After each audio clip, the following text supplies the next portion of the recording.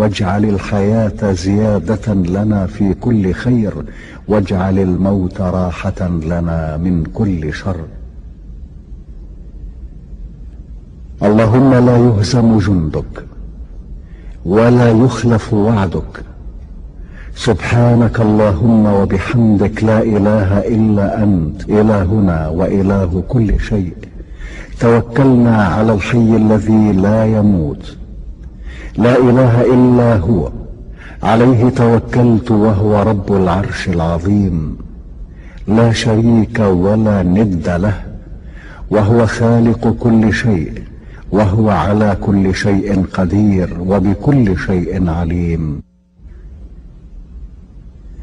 اللهم إنا نسألك بأسمائك الحسنى كلها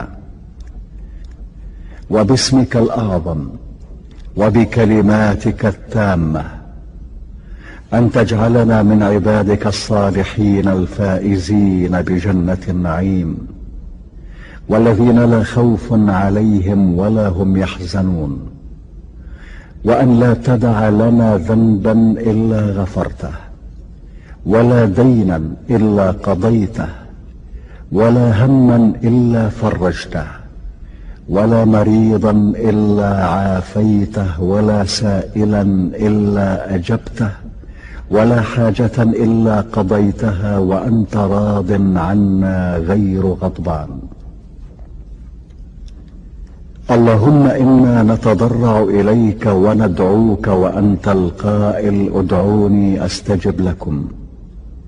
نسألك يا ربنا أن تلطف بنا وبعبادك الصالحين لطفا شاملا تقر به أعين المؤمنين، وتشرح به صدورهم، وتيسر به الأمور، وتدفع به جميع الشرور والآفات. اللهم إنا نسألك صحة في تقوى، وطول عمر في حسن عمل، ورزقا واسعا